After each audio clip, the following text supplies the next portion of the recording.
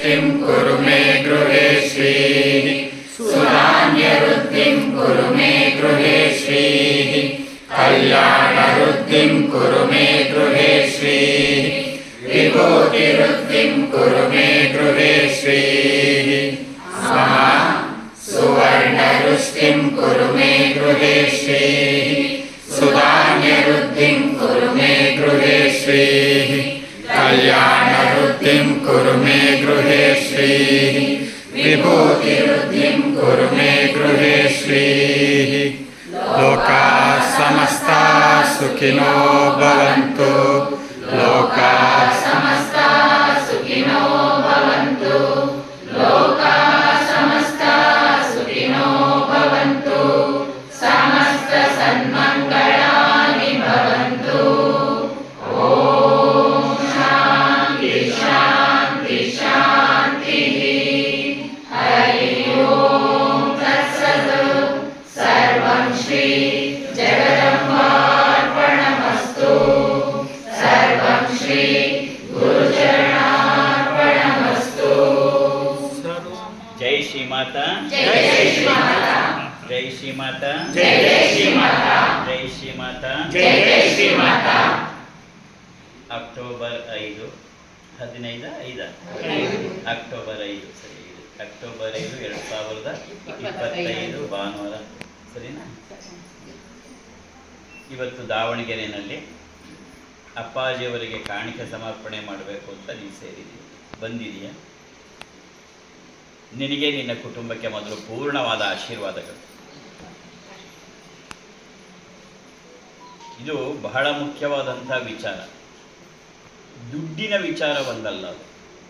ದುಡ್ಡು ಪ್ರಮುಖವಾಗುವುದೇ ಇಲ್ಲ ಜೀವನದಲ್ಲಿ, ಯಾವುದಕ್ಕೂ ದುಡ್ಡು ಪ್ರಮುಖವಾಗುವುದೇ ಇಲ್ಲ. ಶ್ರೀಮಾತೆ ಶಾರದಾ ದೇವಿಯವರು ಹೇಳುವ ಹಾಗೆ ನಮ್ಮ ಉದ್ದೇಶ ಸ್ವಚ್ಛವಾಗಿದ್ದರೆ, ನಮ್ಮ ಉದ್ದೇಶ ಶುದ್ಧವಾಗಿದ್ದರೆ ಯಾವುದೇ ಕಾರ್ಯಕ್ಕೂ ಹಣ ಎಂದಿಗೂ ತೊಂದರೆ ಆಗಲ್ಲ. ಇದನ್ನು ಜೀವನದಲ್ಲಿ ಪರೀಕ್ಷೆ ಮಾಡ್ತಾ ಬಂದವರು ನಾವು. ಕಳೆದ 65 ವರ್ಷಗಳಲ್ಲಿ ಅದರ ಅನುಭವ ಕೂಡ ಆಗೋಗ್ತಾ ಇದೆ. ಇದೊಂದು ಅವಕಾಶ ನಮಗೆ ಜೀವನದಲ್ಲಿ, ಏನು ಕೊಡುವ ಅವಕಾಶ ಎಲ್ರಿಗೂ ಎಲ್ಲಾವಾಗಲೂ ಸಿಗಲ್ಲ. ಆದರೆ ಯಾರು ಸಿಕ್ಕಾಗ ತಪ್ಪಿಸ್ಕೋತಾರೆ ಅವರನ್ನು ನಾವು ನತದೃಷ್ಟರು ಅಂತ ಕರೀತೀವಿ. ಯಾಕೆ ಕರೀತಾರೆ ಅಂತ ಹೇಳಿದ್ರೆ, ಅಂಥ ಅವಕಾಶ ತನ್ನ ಪುಣ್ಯವನ್ನು ಗಳಿಸ್ಕೊಳ್ಳಿಕ್ಕೆ ಮನುಷ್ಯನಿಗೆ ಅತ್ಯಂತ ಸಹಕಾರಿಯಾದದ್ದು. ಮನುಷ್ಯನ ಜೀವನದಲ್ಲಿ 2 ಪ್ರಮುಖವಾದಂಥದ್ದು. ಒಂದು ದೈವಿಕವಾದ ಕಾರ್ಯಗಳು, ಮತ್ತೊಂದು ಧಾರ್ಮಿಕವಾದ ಕಾರ್ಯಕ್ರಮ. ಎರಡೂ ಬೇಕು. ಯಾಕೆಂದರೆ ಮನುಷ್ಯನಲ್ಲಿ ಎರಡೂ ಇದೆ, ಪಾಪ ಮತ್ತು ಪುಣ್ಯ ಎರಡೂ ಕೂಡ ನಡೀತಾ ಹೋಗ್ತವೆ. ನಿಸ್ವಾರ್ಥತೆಯಿಂದ ದೈವಿಕ ಕಾರ್ಯಗಳನ್ನು ಮಾಡ್ತಾ ಹೋದರೆ ಪಾಪ ನಶಿಸಿ ಹೋಗುತ್ತೆ. ಪಾಪ ನಶಿಸಿ ಹೋದ ಮಾತ್ರಕ್ಕೆ ಪುಣ್ಯ ಬರುತ್ತೆ ಅಂತಲ್ಲ, ಜೊತೆಯಾಗಿ ಪುಣ್ಯ ಕಾರ್ಯವನ್ನು ಮಾಡ್ತಾನೇ ಹೋಗಬೇಕಾಗತ್ತೆ. ಆ ಪುಣ್ಯ ಕಾರ್ಯವನ್ನು ಮಾಡ್ತಾ ಹೋಗಿದ್ದು, ಆ ಪುಣ್ಯ ಸಂಪಾದನೆಯು ಕೂಡ ಜೀವನದಲ್ಲಿ ಅತ್ಯಂತ ಪ್ರಮುಖವಾದ ಪಾತ್ರವನ್ನು ವಹಿಸುತ್ತೆ. ಹಾಗಾಗಿಯೇ ಅದನ್ನು ಪುಣ್ಯ, ಪಾಪ ಪುಣ್ಯ ಅನ್ನುವಾಗ ಧರ್ಮ ವಿಚಾರ ಬಂದಾಗ ಅದು ದಾನ ಧರ್ಮದಲ್ಲೇ ಬರುತ್ತೆ. ಧರ್ಮ ಅನ್ನೋದು ಒಟ್ಟಿಗೆ ಬರಲ್ಲ, ದಾನ ಧರ್ಮ ಅನ್ನೋ ಪದಗಳು ಒಟ್ಟೊಟ್ಟಿಗೆ ಬರುತ್ತೆ. ಇನ್ನೊಬ್ಬರಿಗೆ ಕೊಟ್ಟು ಯಾವುದು ಹೇಗೆ ಕೊಡಬೇಕು, ಯಾವ ಪ್ರತಿಫಲಾಪೇಕ್ಷೆಯೂ ಇಲ್ಲದೆ ನಿನ್ನದನ್ನು ನಿನಗೆ ಸಮರ್ಪಣೆಯನ್ನು ಮಾಡ್ತಿದ್ದೀನಿ ಎನ್ನುವ ಮನೋಭಾವದಿಂದ ಯಾವುದನ್ನು ಕೊಡ್ತೀವಿ ಆವಾಗ ಅದು ದಾನ ಆಗುತ್ತೆ. ಯಾವುದೇ ಪ್ರತಿಫಲಾಪೇಕ್ಷೆ ಇಲ್ಲದೆ, ಹೇ ಭಗವಂತ ಇದು ನೀನು ಕೊಟ್ಟಿದ್ದು, ನಿನಗೆ ಸಮರ್ಪಣೆ ಮಾಡ್ತಿದ್ದೀವಿ ಎನ್ನುವ ಭಾವ ಇದೆಯಲ್ಲ, ಆ ಭಾವದಿಂದ ಮಾಡುವ ಅರ್ಪಣೆ ನಿಜವಾದ ಪುಣ್ಯ ಕಾರ್ಯವಾಗುತ್ತೆ. ಈ ಪುಣ್ಯ ಸಂಪಾದನೆ ಇದೆಲ್ಲ ನಮ್ಮ ಹಿರಿಯರೆಲ್ಲ ಹಿಂದೆಲ್ಲ ಮಾಡ್ಕೊಂಬಂದಿದ್ದು ಇದನ್ನೆಯ. ಈಗೆಲ್ಲ ಜೀವನ ಪದ್ಧತಿ ಬದಲಾಗ್ಬಿಟ್ಟು ನಮ್ಮ ಜೀವನದ ತತ್ವಗಳು, ಜೀವನದ ಮೌಲ್ಯಗಳು ಬದಲಾಗ್ಬಿಟ್ಟಷ್ಟೇ. ಆದರೆ ನಮ್ಮ ಜೀವನ ಅದಕ್ಕೆ ತಕ್ಕ ಹಾಗೆಯ ಕೆಳಮಟ್ಟಕ್ಕೂ ಹೋಗೋಕ್ಕೆ ಶುರುವಾಯಿತು. ಹಿಂದೆಲ್ಲವ ಒಂದು ಸಣ್ಣ ಮನೆ ಆಗಲಿ ಇರ್ತಿದ್ದಿದೆ ಬಡತನದಲ್ಲಿ. ಹಿಂದೆ ಯಾರೂ ಅಂಥ ಶ್ರೀಮಂತರು ಇರ್ತಿತ್ತಿಲ್ಲ. ಆದರೂ ಕೂಡ ಒಂದು ಧರ್ಮದ ಕಾರ್ಯ ಬಂದಾಗ, ದಾನದ ಕಾರ್ಯ ಬಂದಾಗ ಶಕ್ತಿ ಮೀರಿ ಕೊಟ್ಬಿಡೋ. ನಾಳೆ ನನಗೇನಾಗತ್ತೆ ಅನ್ನೋದನ್ನು ಕೂಡ ಯೋಚನೆ ಮಾಡ್ತೀನಿ. ಆದರೆ ಭಗವಂತ ಅವರನ್ನು ಹಾಗೆ ಕೈ ಹಿಡಿದು ಕಾಪಾಡ್ತಾ ಇದ್ದ. ಇದು ಜೀವನದಲ್ಲಿ ಬಹಳ ಪ್ರಮುಖವಾದಂತಹ ವಿಚಾರ. ಯಾಕೆಂದ್ರೆ ನಾ ಮಾಡಿದ ಪಾಪ ಮುಂದಿನ ಜನ್ಮಕ್ಕೆ ನಾನೇ ಹೊತ್ಕೊಂಡು ಹೋಗ್ತೀನಿ. ಪಾಪವನ್ನ ಇಲ್ಲೇ ಬಿಟ್ಬಿಟ್ಟು ಹೋಗಕ್ಕಾಗಲ್ಲ. ಪಾಪ ಮನುಷ್ಯನ ಜೊತೆನೆ ಸುತ್ತಾ ಇರುತ್ತೆ. ಆದರೆ ಪುಣ್ಯವನ್ನು ನಾನು ಇಲ್ಲೇ ಬಿಟ್ಟು ಹೋಗ್ತೀನಿ. ಬಿಟ್ಟು ಹೋಗಬಹುದು, ಬಿಟ್ಟೇ ಹೋಗ್ಬೇಕು ಅಂತಲ್ಲ, ಬಿಟ್ಟು ಹೋಗ್ಬೋದು. ಆ ಬಿಟ್ಟು ಹೋದ ಪುಣ್ಯ ನಿನ್ನ ಸಂತತಿಯನ್ನು, ಮುಂದಿನ ಸಂತತಿಯನ್ನು ಕಾಪಾಡ್ತಾ ಇರುತ್ತೆ.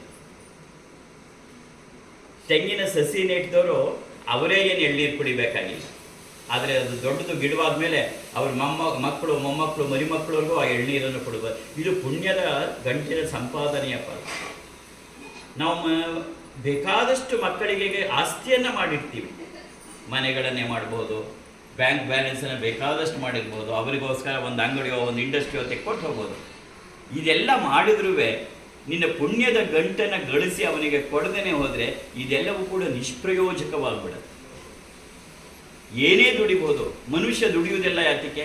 ನೆಮ್ಮದಿಯಾಗಿ, ಶಾಂತಿಯಾಗಿ, ಆನಂದವಾಗಿರೋಕ್ಕೋಸ್ಕರವೇ ದುಡಿಯೋದು. ಅವೇ ಇಲ್ಲದ ಹಾಗಾಗ್ಬಿಡುತ್ತೆ. ನಾವು ನಮ್ಮ ಮಕ್ಕಳಿಗೆ ಕೊಡಬೇಕಾದ್ದು ಇವುಗಳನ್ನು. ಅವುಗಳ ಜೀವನದಲ್ಲ ಒಂದು ನೆಮ್ಮದಿಯಾಗಿ ಬರಬೇಕು, ಆನಂದವಾಗಿ ಬದುಕಬೇಕು, ಸಾರ್ಥಕವಾಗಿ ಬದುಕಬೇಕು. ಎಷ್ಟು ಕೋಟಿ ದುಡಿದ್ರೂ ಪೂರ್ತಿ ಸ್ಟ್ರೆಸ್ಟು ಸ್ಟ್ರೈನಲ್ಲೇ ಇದ್ಕೊಂಡು ಜೀವನ ಕಳೆಯೋದಾದರೆ ಏನಿದೆ ಅದಕ್ಕೆ ಅರ್ಥ? ಅದರಿಂದ ನಮ್ಮ ಮಕ್ಕಳಿಗೆ ನಾವು ಬಿಟ್ಟು ಹೋಗಬೇಕಾದದ್ದು ಮತ್ತು ಕೊಟ್ಟು ಹೋಗಬೇಕಾದ್ದು ಅತ್ಯಂತ ಪ್ರಮುಖವಾದ ಆಸ್ತಿ ಅಂದರೆ ಪುಣ್ಯದ ಭಾಗ. ನಮಗೆ ಈಗಿನ ಈ ಒಂದು 3 ತಲೆಮಾರಿಂದ, ಅದು ಇತ್ತೀಚಿನ ತಲೆಮಾರಿಂದ ಅದು ಪೂರ್ಣವಾಗಿ ಮರೆಯಾಗ್ತಾ ಬಂದ್ಬಿಟ್ಟಿರ್ತಕ್ಕಂಥ ಕಾರಣ ಏನಪ್ಪ ಅಂತ ಹೇಳಿದ್ರೆ, ನಾ ಕೊಡ್ತೀನಿ ಅಂತ ಹೋದಾಗಲೂ ಕೂಡ ತಗೊಳ್ಳುವ ವ್ಯಕ್ತಿಯ ಮನೋಭಾವನೂ ಬಹಳ ಮುಖ್ಯ ಆಗತ್ತೆ. ನೀವು ಕೊಡುವ ವ್ಯಕ್ತಿಯ ಮನೋಭಾವ ಅಷ್ಟೇ ಅಲ್ಲ. ಅದಕ್ಕೆ ಆ ಶ್ರೀಕೃಷ್ಣ ಕೂಡ ಭಗವದ್ಗೀತೆಯಲ್ಲಿ ಪಾತ್ರವನ್ನರಿತು ದಾನವನ್ನು ಮಾಡು ಅಂತ ಹೇಳ್ದ. ಸುಮ್ಮನೆ ನೀನು ಯಾರಿಗೋ ಕೊಟ್ಬಿಟ್ಟಿದ್ದು ದಾನ ಆಗಲ್ಲ.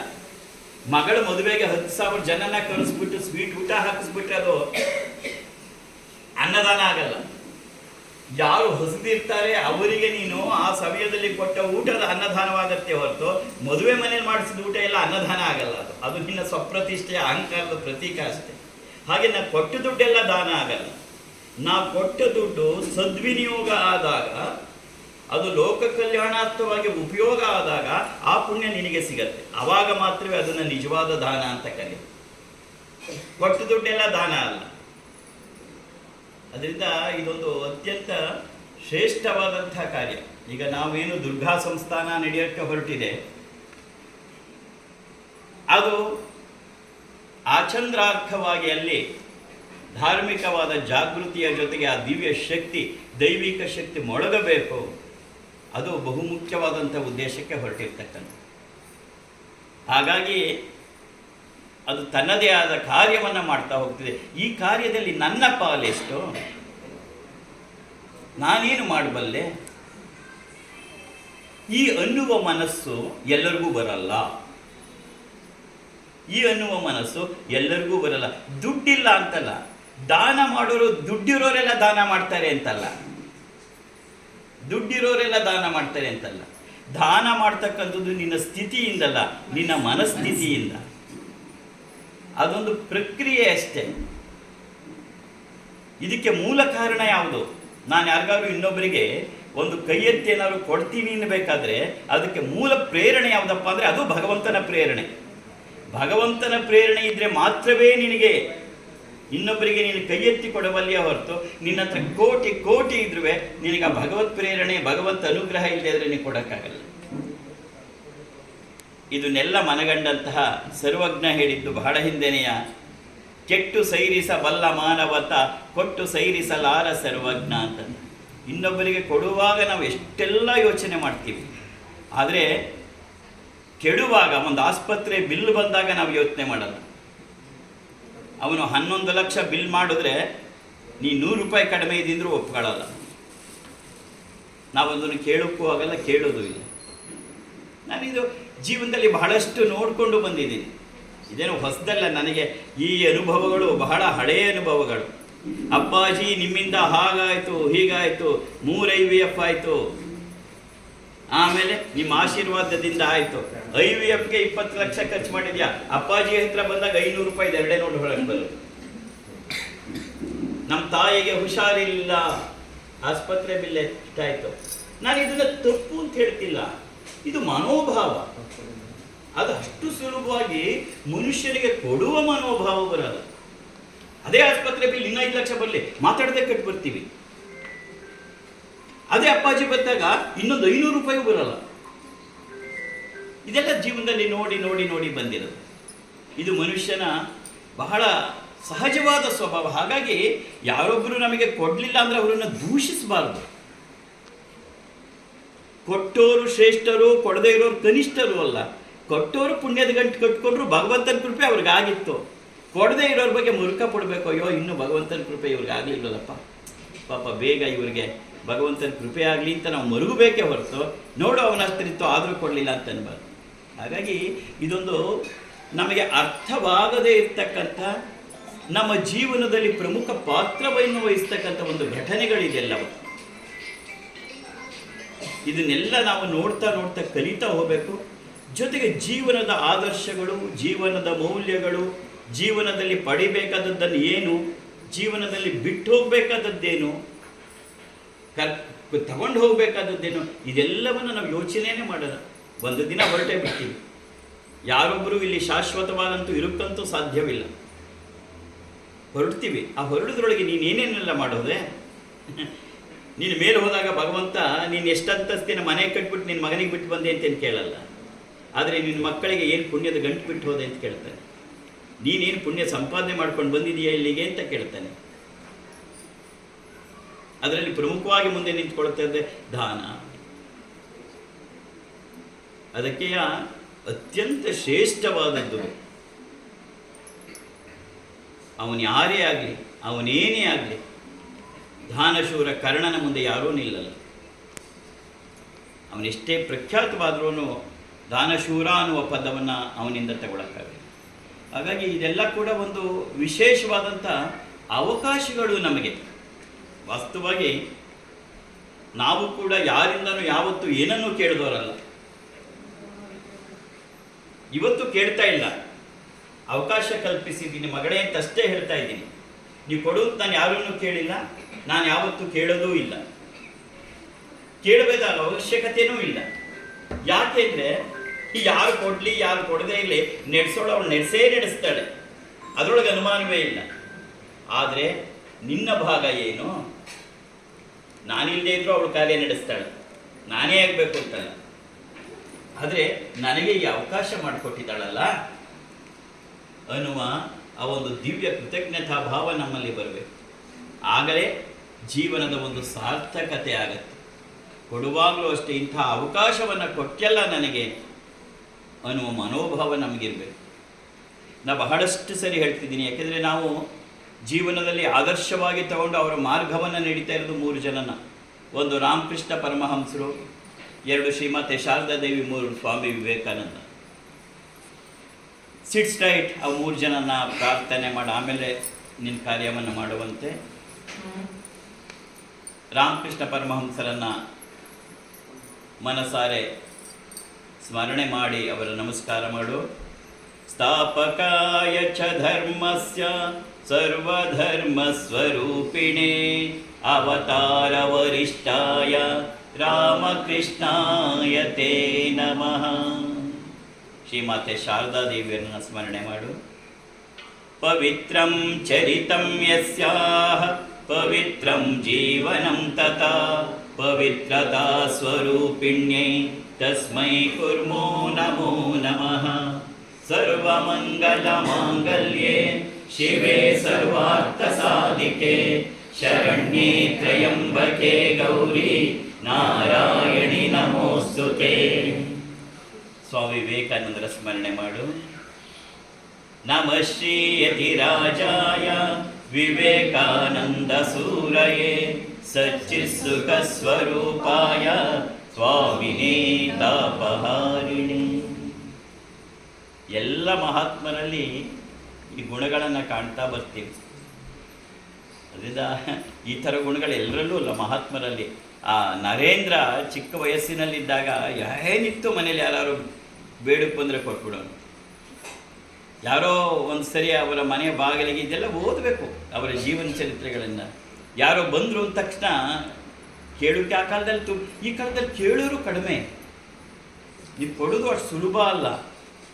ಹಿಂದೆ ನಾವು ಚಿಕ್ಕ ಹುಡುಗರಾಗಿದ್ದಾಗ ಮನೆ ಬಾಗಿಲಿಗೆ ಅವ್ವ ತಾಯಿ ಏನಾದ್ರು ಇದ್ರೆ ಕೊಡವ ಅಂತ ಬರ್ತಾರೆ. ಇವತ್ತು ನೀ ಕೆಲಸ ಮಾಡು ಅಮ್ಮನಿಗೆ ನೀನು ಬಿಸಿ ಬಿಸಿಯಾಗಿರೋ ತಿಂಡಿ ಮಾಡಿದ್ರು ಅವಳಿಗೆ ಸಮಾಧಾನ ಕೊಟ್ಟರು ಸಮಾಧಾನ ಇಲ್ಲ, ಅವಳಿಗೆ 500 ರೂಪಾಯಿ ಕೊಡು ಸಮಾಧಾನ ಹೋಗ್ತಾಳೆ. ನೀನು ತಿಂಡಿ ಇಟ್ಟಿದ್ದು ತಗಪ್ಪ ಅಂದರೆ ಆಮೇಲೆ ತಗೊಂಡು ಹೋಗ್ತೀವಿ ಬಿಡವ ಅಂತಾಳೆ.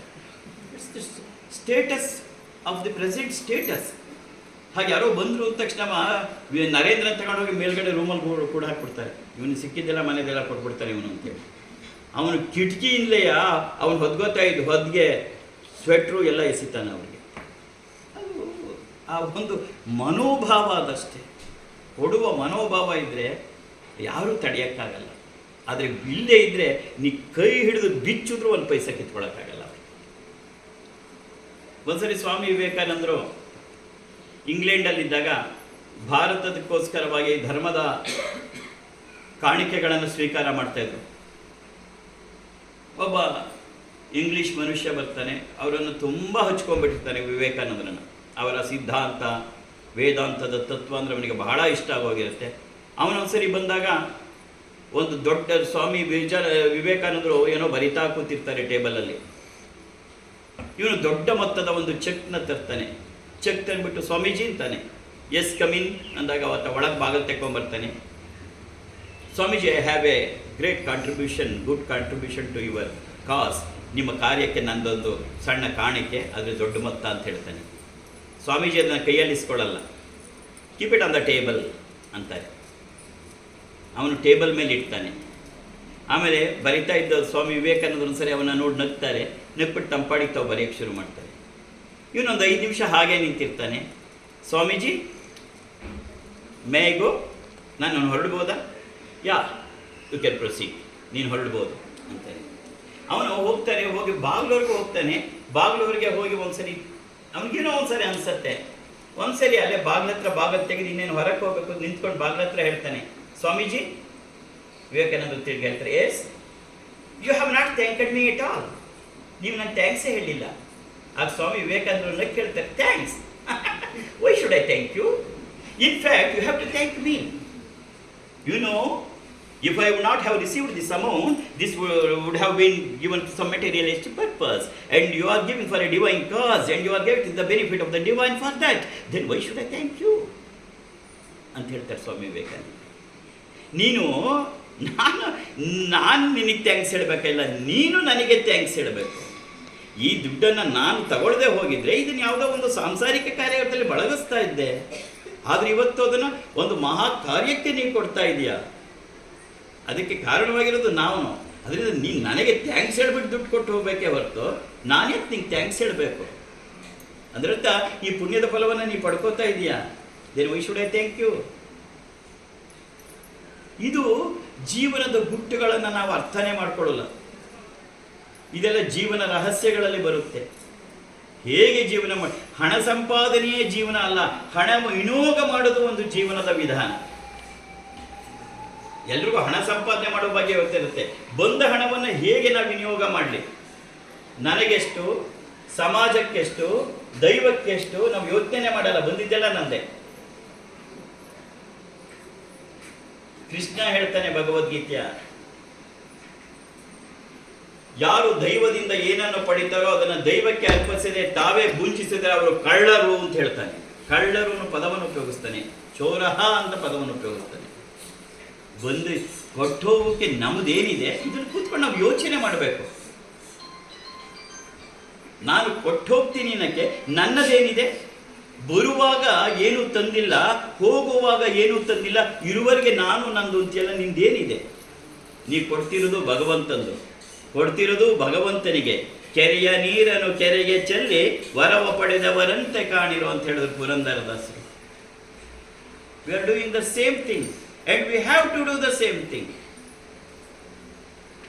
ಕೆರೆಯ ನೀರನ್ನು ಕೆರೆಗೆ ಚೆಲ್ಲಿ ವರವ ಪಡೆದವರಂತೆ ಕಾಣಿರು. ಅದೇ ನೀರು ಅದೇ ಕೆರೆಗೆ ಮತ್ತೆ ವಾಪಸ್ ವರ ಪಡ್ಕೊಂಡಿದ್ದೇನು ವರವನ್ನು. ಹಾಗೆ ಭಗವಂತನಿಂದಲೇ ಬಂದಿದ್ದನ್ನು ಭಗವಂತನಿಗೆ ಕೊಡ್ತಕ್ಕಂಥದ್ದು ಅದು ಭಗವಂತನ ಕೃಪೆಯಿಂದ ಮಾತ್ರವೇ ಸಾಧ್ಯವಾಗ್ತಿರೋದು. ಹಾಗಾಗಿ ಆ ಭಗವಂತನನ್ನು ನಾವು ಪ್ರಾರ್ಥನೆಯನ್ನು ಮಾಡಬೇಕು. ನಾನು ಗಳಿಸುವ ದುಡ್ಡು ಸದ್ವಿನಿಯೋಗ ಆಗಬೇಕು, ಸದ್ವಿನಿಯೋಗ ಆಗಬೇಕು. ಅನೇಕ ಕಡೆ ನೋಡ್ತೀವಿ, ಅಪ್ಪ ಬೇಕಾದಿಷ್ಟು ಗಳಿಸಿಟ್ಟು ಹೋದರೆ ಮಗ ಎಷ್ಟು ಅದನ್ನ ಯಾವ ರೀತಿಯಲ್ಲಿ ಉಪಯೋಗಿಸ್ಕೊಂಡು ಹೊರಟೋಗ್ತಾನೆ. ಅದರಿಂದ ಕೊಟ್ಟಿದ್ದು ತನಗೆ ಬಚ್ಚಿಟ್ಟಿದ್ದು ಪರರಿಗೆ, ಗುಟ್ಟೊಂದ ಹೇಳುವೆ ಪುಟಾಣಿ ಮಗುವೆ. ಆ ಹಾಡು ಇನ್ನೂ ನೆನಪಿದೆ. ಇದೆಲ್ಲ ಜೀವನದ ತತ್ವಗಳನ್ನು ನಾವು ಮರಿತಾ ಬಂದ್ಬಿಟ್ಟು ನಾವೇನಂದು ಆನಂದವಾಗಿದ್ದೀವಿ ಆನಂದವಾಗಿದ್ದೀವಿ ಆನಂದವಾಗಿದ್ದೀವಿ ಅಲ್ಲ. ನಿಜವಾದ ಆನಂದ ಬರಬೇಕು. ನಿಜವಾದ ಒಂದು ಜೀವನ ತತ್ವ ಮೈಗೂಡಿಸ್ಕೊಂಡಾಗ ಆ ನಿಜವಾದ ಜೀವನವನ್ನು ಅನುಭವಿಸ್ಬೇಕು. ಬರೀ ಭ್ರಮೆಯ ಜೀವನದಲ್ಲೇ ನಾವು ಇದೆಲ್ಲ ಚೆನ್ನಾಗಿದೆ ಚೆನ್ನಾಗಿದೆ ಚೆನ್ನಾಗಿದೆ ಅಂದ್ಕೊಂಡ್ರೆ ಏನು ಬಂತು? ಇಲ್ಲಿಗೆ ಮಾತಿಗೆ ಅಪ್ರಸ್ತುತ. ಆದರೆ ನಾವು ಮೊನ್ನೆ ಅಮೇರಿಕಕ್ಕೆ ಹೋಗಿ ಬಂದ ಮೇಲೆ ನಾನು ನೆನ್ನೆ ಗ್ರೂಪಲ್ಲಿ ಹಾಕಿದ್ದೆ, ಅದನ್ನು ಅವರಿಗೆ ಚೆನ್ನಾಗಿ ಬೈದು ಹಾಕಿದ್ದೆ. ಏನಿದೆ ನಿನ್ನ ಪರಿಸ್ಥಿತಿ ನಿನಗೆ ಗೊತ್ತಾ ಅಂತ. You are not aware of where you are and what is going to happen to you. ನಮ್ಮೆಲ್ಲರ ಪರಿಸ್ಥಿತಿನೂ ಅಷ್ಟೇ. ಏನಾಗತ್ತೇನೋ ಯೋಚನೆನೂ ಇಲ್ಲ, ಕಲ್ಪನೆ ಕೂಡ ಇಲ್ಲ.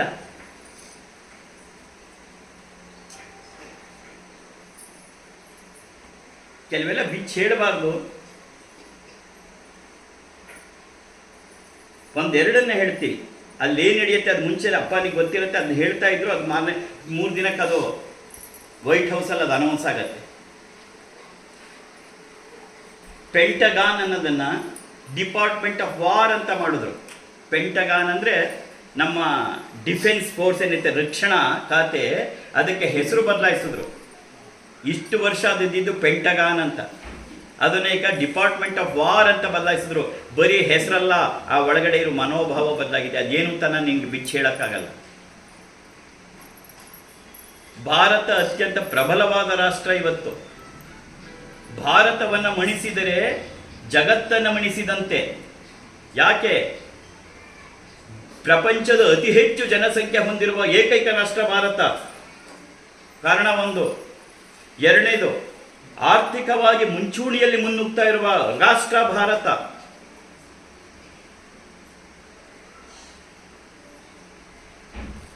ಆರ್ಥಿಕ ಸ್ಥಿತಿಯಲ್ಲಿ 10ನೆಯ ಸ್ಥಿತಿಯಲ್ಲಿದ್ದ ಭಾರತ ಕೊನೆಗೆ 5ನೆಯ ಸ್ಥಿತಿಗೆ ಬಂದು ಈಗ ಜರ್ಮನಿಯನ್ನು ಹಿಂದಕ್ಕಿಟ್ಟು 4ನೆಯ ಸ್ಥಾನಕ್ಕೆ ಬಂದಿದೆ ಆರ್ಥಿಕತೆಯಲ್ಲಿ ಇವತ್ತು ಭಾರತ. ಇದೆಲ್ಲ ಗೊತ್ತಾಗಬೇಕು. ಬರೀ ಆಧ್ಯಾತ್ಮಿಕ ಅಂದರೆ ಗಂಟೆ ಹೊಡ್ಕೊಂಡು ಕೂತ್ಕೊಳ್ಳೋದಲ್ಲ. You should know all these things. United States of America, China and also Germany ಬಿಟ್ಟರೆ the 4th one is Bharat. And shortly Bharat ಜರ್ಮನಿಯನ್ನು ಹಿಂದಕ್ಕೆ 3ನೆಯ ಸ್ಥಾನಕ್ಕೆ ಬರುವ ಇದೆ. ಇದನ್ನು ಈಗಲೇ ತಡಿಬೇಕು ಅನ್ನುವ ಎಲ್ಲ ಪ್ರಯತ್ನಗಳು ನಡೀತಾ ಇದೆ. ವಿ ಆರ್ ನಾಟ್ ಅವೇ. ಅದಕ್ಕೆ ಒಂದ್ರ ಮೇಲೊಂದು ಇದು it is called as war. ಹೀಗೆ ವಾರ್ಗಳು ಶೆಲ್ಗಳು ಹಾಕಿ ಬಾಂಬ್ಗಳು ಹಾಕಿ ನಡೆಯಲ್ಲ. It is called as the trade war. ಒಂದು ದೇಶದ ಹಣಕಾಸಿನ ಸ್ಥಿತಿಯನ್ನು ಹಿಂದೆ ಇಟ್ಬಿಟ್ರೆ ಅದೇನು ಮಾಡೋಕ್ಕಾಗಲ್ಲ. It is called as the trade war. That the war is going on, especially between the America and India. We are not aware what is going on there. ಕಣ್ಣು ಮುಚ್ಚಿಕೊಂಡು ಕೂತಿದ್ದೀವಿ ನಾವು ಅಷ್ಟೇ. 50% ಟಾರಿಫ್ ಹಾಕಿದ್ರು. 73.17 billions of our exports were towards America. 20% of our business ಅಲ್ಲಿತ್ತು. 7,73,287 ಕೋಟಿ ವ್ಯವಹಾರಗಳು ಸ್ಥಗಿತ ಆಗ್ತಾ ಇದೆ. ಭಾರತವನ್ನ ಏನಾದರೂ ಮಣಿಸಲೇಬೇಕು ಅಂತ ಅಲ್ಲಿ ಇವತ್ತು ವಾಸ್ತವವಾಗಿ ಅಲ್ಲಿ ಏನು IT BT ನಡೀತಾ ಇದೆ ಅದೆಲ್ಲ ಇಂಡಿಯನ್ಸೇ ಇರೋದಲ್ಲೆಲ್ಲವ. ಮುಂಚೂಣಿಯಲ್ಲಿ ಗೂಗಲ್ ಆಗಲಿ, ಆ್ಯಪಲ್ ಆಗಲಿ, ಮೆಟಾ ಪ್ರಮುಖ ಸ್ಥಾನಗಳನ್ನು ನಮ್ಮವರೇ ಇರೋದು. ಇವರನ್ನು ತೆಗಿಬೇಕು ಅಂತ H1B ವೀಸಕ್ಕೆ $1,00,000 ಫಿಕ್ಸ್ ಮಾಡಿದ್ದಾರೆ. ಅಂದರೆ ನಿನ್ನ ಮಕ್ಕಳು ಅಮೇರಿಕಕ್ಕೆ ಹೋಗ್ಬೇಕಾದ್ರೆ ವೀಸಕ್ಕೆ ನಿನಗೆ 80 ಲಕ್ಷ ಕಟ್ಟಬೇಕು, 90 ಲಕ್ಷ ಕಟ್ಟಬೇಕು ವೀಸಾ ಫೀಸು. ಎಷ್ಟೆಲ್ಲ ಪ್ರಯತ್ನಗಳು ನಡೀತಾ ಇದೆ. ಅಷ್ಟೇ ಅಲ್ಲ, ಹೈರ್ ಆಕ್ಟ್ ಅಂತ ಮಾಡಿದ್ದಾರೆ, ಸೆನೆಟ್ನಲ್ಲಿ ಅದನ್ನು ಮಂಡಿಸಿದ್ದಾರೆ, ಇನ್ನೂ ಪಾಸ್ ಆಗಿಲ್ಲ. ಅದು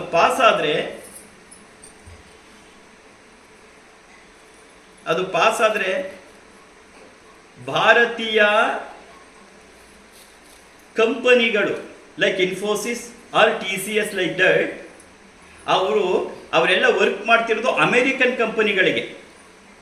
ಕ್ಲೈಂಟ್ ಕಂಪನಿಗಳು ಬೇರೆ ಇರುತ್ತೆ. ನೀನು TCS ಅಲ್ಲಿ ವರ್ಕ್ ಮಾಡ್ತಿದ್ರೆ TCSಗಲ್ಲ, you are working for some company through TCS ಅಷ್ಟೇ. ಅದಕ್ಕೆ ಅಮೆರಿಕ ಗೌರ್ಮೆಂಟ್ ಏನಿದೆ ಅಂದರೆ, ನೀನು ಅವನಿಗೆ ಸ್ಯಾಲ್ರಿ ಕೊಟ್ಟಿದ್ರಲ್ಲಿ 25% ಟ್ಯಾಕ್ಸ್ ನನಗೆ ಕಟ್ಟಬೇಕು ಅನ್ನುತ್ತೆ. ನಿನಗೆ ತಿಂಗಳಿಗೆ 10 ಲಕ್ಷ ಸಂಬಳ ಕೊಟ್ಟರೆ 2.5 ಲಕ್ಷ ಅಲ್ಲಿಗೆ ಕಟ್ಟು ಅನ್ನುತ್ತೆ. 63% of our IT/BT is from America, 63%. Then naturally December ಒಳಗೆ ಅವರನ್ನ ಪಾಸ್ ಮಾಡಬೇಕಂತಿದ್ದಾರೆ. ಪಾಸ್ ಮಾಡಿದ್ರೆ ನಮ್ಮ ಎಲ್ಲ ಮಕ್ಕಳು ವಾಪಸ್ ಬರ್ತಾರೆ ಕೆಲಸ ಇದ್ದೇನೆ. Do you know what is the position? ನಾವು ಮೊನ್ನೆ ಅವರಿಗೆ ಬೈದು ಹೇಳಿದೆ, ದೈವಿಕ ಶಕ್ತಿಯನ್ನು ನಂಬದೇ ಇದ್ರೆ ಈ ಕಾಲದಲ್ಲಿ ನೀನೇನು ಮಾಡೋಕ್ಕಾಗಲ್ಲ ಅಂಥೇಳಿ. ಅಮೇರಿಕಾದಲ್ಲಿ ಮೋಜು ಮಸ್ತಿಲಿ ತಿರುಗಬೇಡ, ಇಲ್ಲಿ ನಿನ್ನ ತನವನ್ನು ಮಾಡ್ಕೋ. ಸಿಟಿಸನ್ಶಿಪ್ ಇದೆ, ಗ್ರೀನ್ ಕಾರ್ಡ್ ಇದೆ ಅಂತ ಮರಿಬೇಡ. ನಿನ್ನನ್ನು ವಾಪಸ್ ಕಳಿಸ್ತಾರೆ, ಮರಿಬೇಡ. ಹೊಸ ಅಧ್ಯಕ್ಷರು ಬಂದಾಗಲೇ ಒಂದು ಘೋಷಣೆಯನ್ನು ಮಾಡಿದ್ರು, ಆದರೆ ಅದು ಕೋರ್ಟಲ್ಲಿ ಇನ್ನೂ ಇತ್ಯರ್ಥ ಆಗದೇ ಇರೋದ್ರಿಂದ ಇದೆ. ಒಂದು ವೇಳೆ ಆ ಘೋಷಣೆಯ ಪರವಾಗಿ ಇತ್ಯರ್ಥ ಆದರೆ ಏನಾಗತ್ತೆ?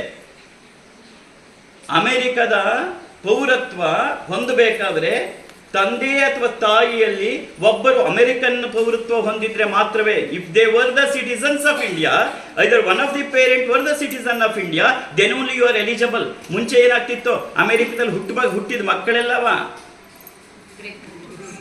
ಸಿಟಿಸನ್ಸ್ ಆಗ್ತಾ ಇದ್ರು. ಬರೀ ಅಷ್ಟೇ ಅಲ್ಲ, ಅದರ ಒಳತಂತ್ರ ಗಮನಿಸಬೇಕು, ಏನಾಗ್ತಾ ಇದೆ ಪ್ರಪಂಚ ಅಂತ. ನೀನು 50 ವರ್ಷದಿಂದ ಹೋದೆ, ನಿನಗಲ್ಲಿ ಆಗಲೇ ಸಿಟಿಸನ್ಶಿಪ್ ಸಿಕ್ಬಿಟ್ಟಿದೆ, ನೀ ಸಿಟಿಸನ್ ಆಗಿದೆಯಾ, 25 ವರ್ಷ ಆಗೋಗಿದೆ. ಈಗ ನಿನ್ನನ್ನು ಕೇಳತ್ತೆ, ಅದೇನಾದ್ರು ಪಾಸ್ ಆದರೆ, ಇದನ್ನು ಅವ್ರು ಹೇಳಿಲ್ಲ, ಅದ್ರ ಒಳಗಡೆ ಇರೋ ಗುಟ್ಟದೆಯ. ನಿನ್ನನ್ನು ಕೇಳತ್ತೆ, ನಿಮ್ಮ ಅಪ್ಪ ಅಮ್ಮ ಸಿಟಿಸನ್ ಆಗಿದ್ರಾ? ನಿನ್ನ ಬಾಯಲ್ಲಿ ನೋ ಅಂತ ಬಂದರೆ ನಿನ್ನನ್ನು ಗಂಟು ಮುಟ್ಟೆ ಕಟ್ಟು ಕಳಿಸತ್ತೆ. ನಿನ್ನ ಮನೆ ಮಠ ಎಲ್ಲ ಇಲ್ಲೇ ಬಿಟ್ಟು ಹೋಗ್ಬೇಕಾಗತ್ತೆ. ಎಂಥ ಅತಂತ್ರ ಸ್ಥಿತಿ ಆಗತ್ತೆ ಅಂದರೆ, ನೀನು ಅಲ್ಲಿಯ ಸಿಟಿಸನ್ನೂ ಅಲ್ಲ, ಇಂಡಿಯಾ ನಿನ್ನ ಬಾಮಗೋನಕ್ಕೆ ಇಂಡಿಯಾ ಸಿಟಿಸನ್ನೂ ಅಲ್ಲ. ಎಲ್ಲಿ ಹೋಗ್ತೀಯಾ ನೀನು? Are we aware of all these things? ನಾನು ಅದಕ್ಕೆ ಅವರಿಗೆ ತುಂಬ ಸಿಟ್ಟಲ್ಲಿ ಬೈದು ಬಿಟ್ಟಿದ್ದೀನಿ ಅವತ್ತು. ಯಾಕಿದೆಲ್ಲ ಹೇಳ್ತಿದ್ದೀನಿ ಅಂದರೆ, ನಮ್ಮನ್ನು ನಾವು ರಕ್ಷಣೆಯನ್ನು ಮಾಡ್ಕೋಬೇಕು. ಹೇಗೋ ಹಾಗೆ ಜೀವನ ಕಳೆಯೋಕ್ಕಾಗಲ್ಲ. ಇದಕ್ಕೆಲ್ಲ ಈ ಥರದ್ದೆಲ್ಲ ನಾವು ಒಂದು ಪುಣ್ಯ ಸಂಪಾದನೆಯನ್ನು ಮಾಡಿ ನಮ್ಮ ಮಕ್ಕಳಿಗೆ ಕೊಟ್ಟರೆ ಅದು ಅವರನ್ನು ಕಾಪಾಡುತ್ತೆ. ಬೇರೆ ಇನ್ನೇನನ್ನು ಕಾಪಾಡಕ್ಕೆ ಸಾಧ್ಯವೂ ಇಲ್ಲ. ಆದರೆ ಆ ದೈವಿಕ ಬಲ ಹೊಂದಿದ್ರೆ, ಆ ಪುಣ್ಯ ಶಕ್ತಿಯ ಬಲ ಹೊಂದಿದ್ರೆ, ಎಂಥ ಕಾಡಿನ ಕಿಗ್ಗಟ್ಟಿನ ಮಂಚಲ್ಲಿದ್ದರೂ ನಮ್ಮ ಮಕ್ಕಳು ಬದುಕಿ ಬರ್ತಾರೆ. ಆ ಕಾರ್ಯವನ್ನು ನಾವು ತಾನೇ ಅಪ್ಪ ಅಮ್ಮ ಆಗಿ ಮಾಡಬೇಕಾದ್ದು. ದುಡ್ಡು ದುಡ್ಡು ದುಡ್ಡು ಅಂತ ಬರೀ ದುಡ್ಡನ್ನ ಲೆಕ್ಕ ಹಾಕ್ತೇ ಹೊರತು ಆದರೆ ಹಿಂದಿರುವ ತತ್ವವನ್ನು ಲೆಕ್ಕ ಹಾಕದೆಯಾ ನೀನು? ನಾಳೆ ದಿನ ನೀನು ಇಟ್ಕೊಂಡು ಇವಾಗ ಅಪ್ಪಾಜಿ ಕೊಡಬೇಕು ಅಂತಿದೆಯಲ್ಲ ನೋಟು, 500 ರೂಪಾಯಿನ ಡಿಮಾನಿಟೈಸೇಷನ್ ರಾತ್ರಿ ಮಾಡಿದ್ರೆ ಬರೀ ಕಾಗದಾಗತ್ತೆ, ಮರಿಬೇಡ. Then what we have to do in our life? ಏನನ್ನ ಪಡಿಬೇಕಾಗಿದೆ, ಏನನ್ನ ಮಾಡಬೇಕಾಗಿದೆ, ಏನನ್ನ ಗಳಿಸಿಟ್ಕೋಬೇಕಾಗಿದೆ.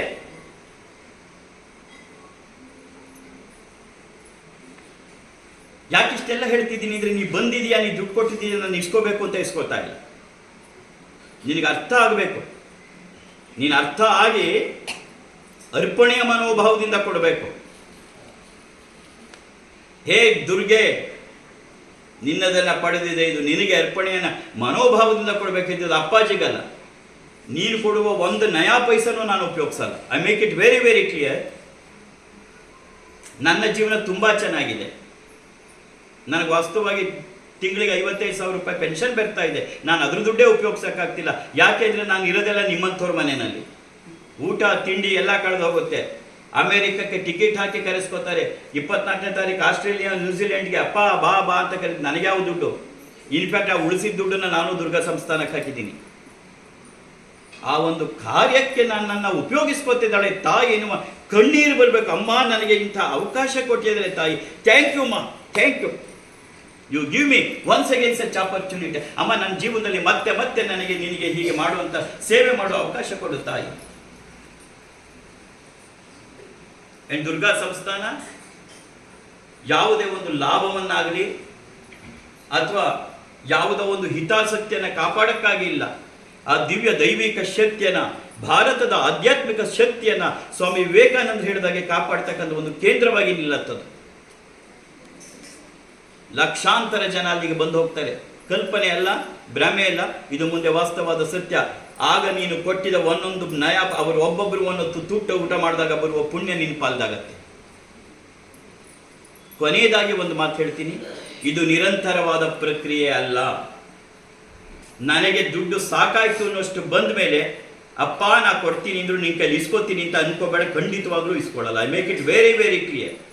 ನಾವು ಇಡೀ ಜೀವನವನ್ನು ಸಾಗಿಸ್ತಾ ಬಂದಿರೋದು ದಿವ್ಯತ್ರಯರಾದಂಥ ರಾಮಕೃಷ್ಣ ಪರಮಹಂಸರು, ಮಾತೆ ಶಾರದಾದೇವಿ, ಸ್ವಾಮಿ ವಿವೇಕಾನಂದ. ನಿನಗೆ ಗೊತ್ತಿರಬೇಕು, ವಿವೇಕಾನಂದರ ದೇಹದ ತ್ಯಾಗದ ನಂತರ ಬೇಲೂರು ಮಠ ಪ್ರಾರಂಭ ಆಗಿದ್ದು ಒಂದು ಸಣ್ಣ ಬಿದ್ದು ಹೋಗ್ತಾ ಇರುವ ಒಂದು ಮನೆಯಲ್ಲಿ. ಇವತ್ತು ಬೇಲೂರು ಮಠವನ್ನು ನೋಡುವಾಗ ಹೇಗೆ ಭವ್ಯವಾಗಿ ಬೆಳಗತ್ತೆ ಅಂತೇಳಿ ಭಗವಂತ ತನ್ನ ಕಾರ್ಯವನ್ನು ಮಾಡಿಸ್ಕೊತಾನೆ ಇರ್ತಾನೆ. ಇದೇ ಸ್ವಾಮಿ ವಿವೇಕಾನಂದರು ತಮ್ಮೆಲ್ಲ ಕಾರ್ಯವನ್ನು ಹೊರದೇಶಗಳಲ್ಲಿ ಮುಗಿಸಿ, ವಿದೇಶದಲ್ಲಿ ಮುಗಿಸಿ ಭಾರತಕ್ಕೆ ಬರ್ತಾರೆ. ಭಾರತಕ್ಕೆ ಬಂದಾಗ ಒಬ್ಬ ವಿದೇಶಿ ವ್ಯಕ್ತಿ ಬಂದು ಒಂದು ದೊಡ್ಡ ಮೊತ್ತದ ಚೆಕ್ ಅನ್ನು ಅವರಿಗೆ ಕೊಡ್ತಾರೆ. ಸ್ವಾಮಿ ವಿವೇಕಾನಂದರು ಏನು ಹೇಳ್ತಾರೆ ಗೊತ್ತಾ? ಸಾರಿ, I am not in a position to receive this money to me because we are having no such projects now. You can keep it with yourself. Whenever we start the project, you may give. ನೀನು ಕೊಟ್ಟಂಥ ದುಡ್ಡನ್ನು ಉಪಯೋಗಿಸೋಕ್ಕೆ ನಮ್ಮ ಯಾವ ಯೋಜನೆಗಳು ಈಗ ಸದ್ಯದಲ್ಲಿಲ್ಲ. ಅದರಿಂದ ನಿನ್ನ ದುಡ್ಡು ಬೇಡ, ನೀನು ಇಟ್ಕೊಂಡಿರು.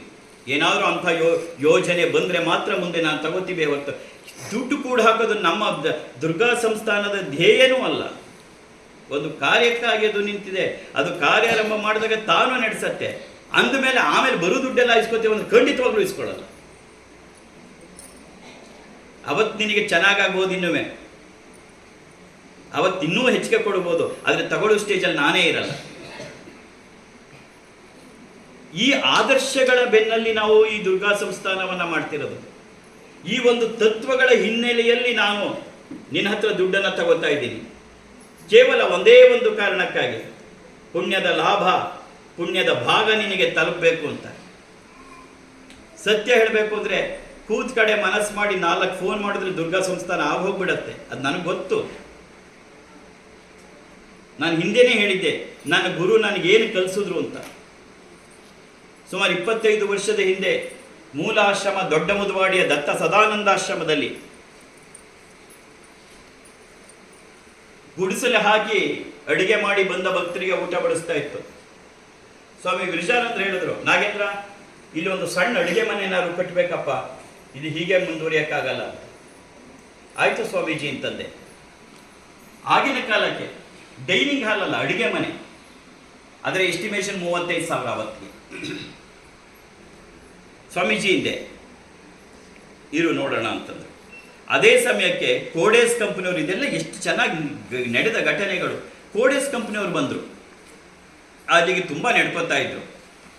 ಅವರಿಗೆ ಈ ವಿಚಾರ ಗೊತ್ತಾಯಿತು. ಅವ್ರು ಹೇಳಿದ್ರು ಸ್ವಾಮೀಜಿಗೆ ನಮಸ್ಕಾರ ಮಾಡಿ, ಸ್ವಾಮೀಜಿ ತಾವು ಯಾರನ್ನು ಕೇಳಬಾರ್ದು, ಯಾರ ಹತ್ರನೂ ಏನು ಸ್ವೀಕಾರ ಮಾಡ್ಬೋದು, ಅದು 35 ಅಲ್ಲ 50 ಆಗಲಿ, ಅದನ್ನು ಪೂರ್ಣವಾಗಿ ನಾವು ಅದನ್ನು ನಿರ್ಮಾಣ ಮಾಡಿಕೊಡ್ತೀವಿ, ಅದು ನಮ್ಮ ಭಾಗಕ್ಕೆ ದಯವಿಟ್ಟು ತಾವು ಕೊಡಬೇಕು ಅಂತ. ಸ್ವಾಮೀಜಿ ನಕ್ಬಿಟ್ಟು ಸುಮ್ಮನಾದ್ರು, ಏನಾಗಲಿಲ್ಲ.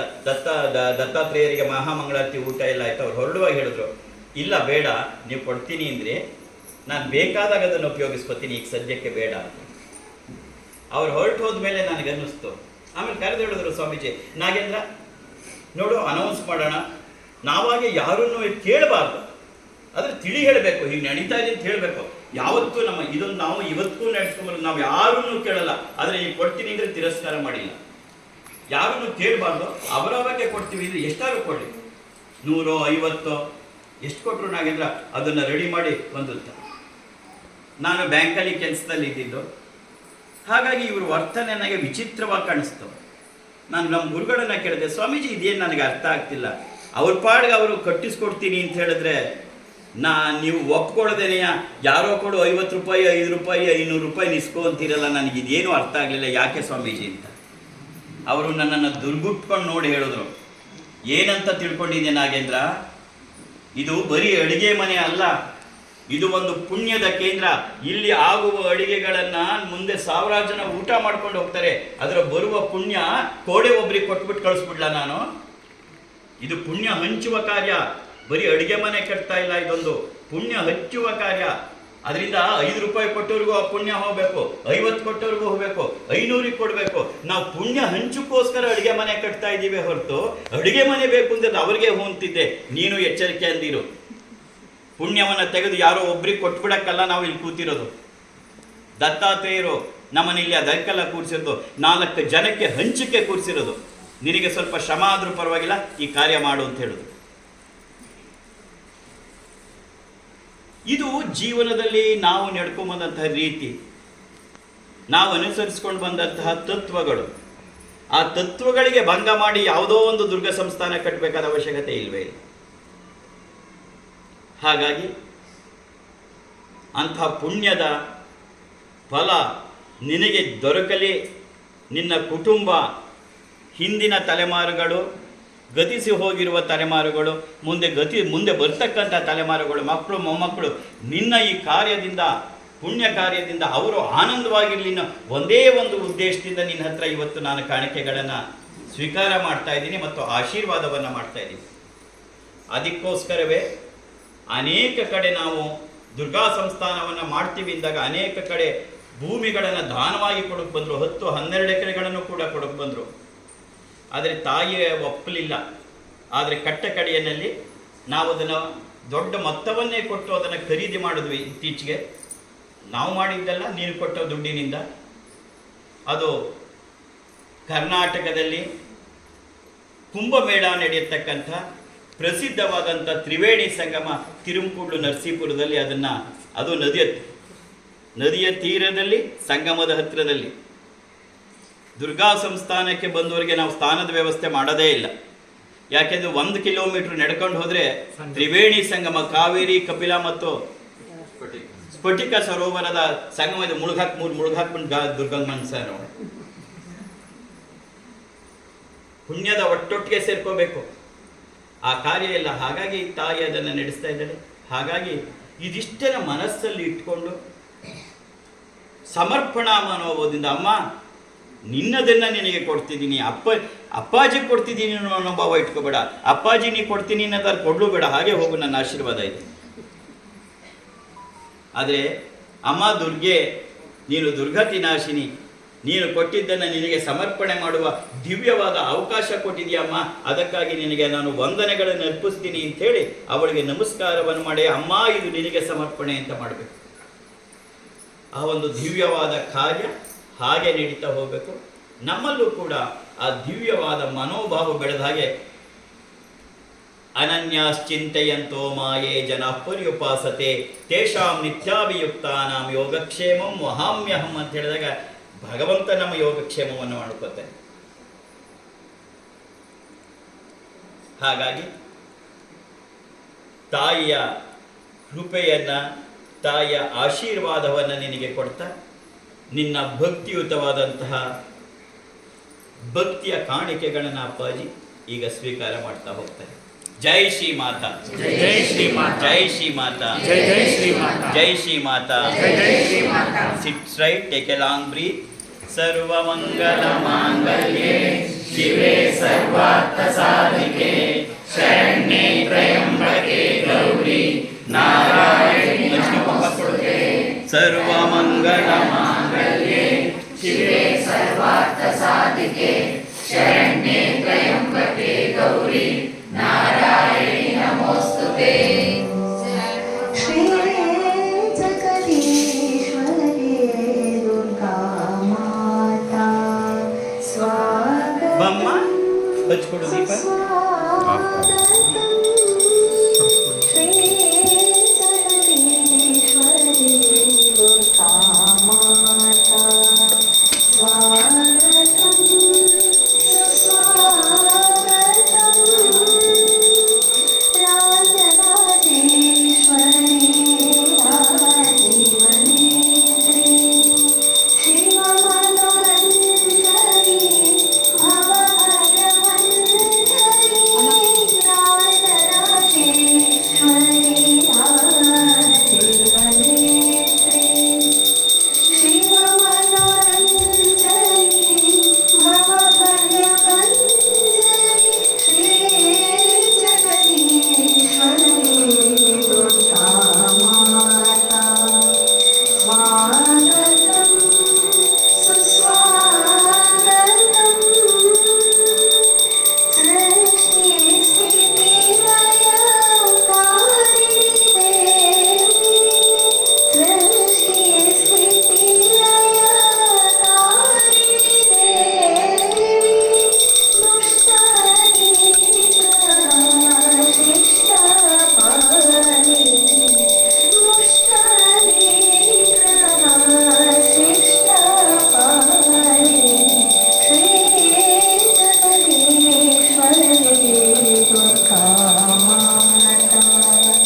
स्वागतम् सुस्वागतम्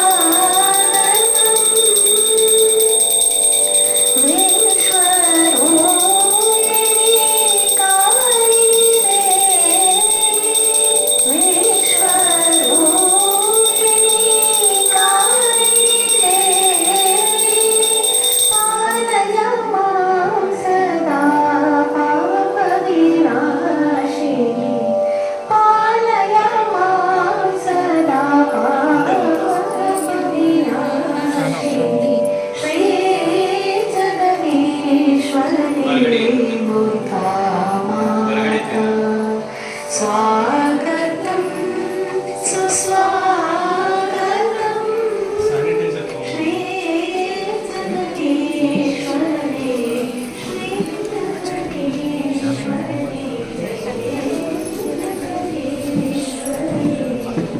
दुर्गा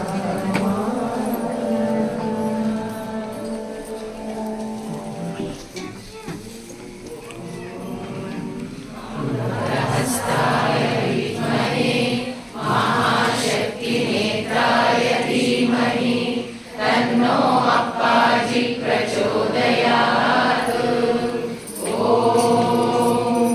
सुवर्णरुष्टिं कुरु मे गृहे श्रीः सुधान्यरुद्धिं कुरु मे गृहे श्रीः कल्याणरुद्धिं कुरु मे गृहे श्रीः विभूतिरुद्धिं कुरु मे गृहे श्रीः सुवर्णरुष्टिं कुरु मे गृहे श्रीः सुधान्यरुद्धिं कुरु मे गृहे श्रीः कल्याणरुद्धिं कुरु मे गृहे श्रीः विभूतिरुद्धिं कुरु मे गृहे श्रीः अमा सुवर्णरुष्टिं कुरु मे गृहे श्रीः सुधान्यरुद्धिं कुरु मे गृहे श्रीः कल्याणरुद्धिं कुरु मे गृहे श्रीः विभूतिरुद्धिं कुरु मे गृहे श्रीः लोकाः समस्ताः सुखिनो भवन्तु।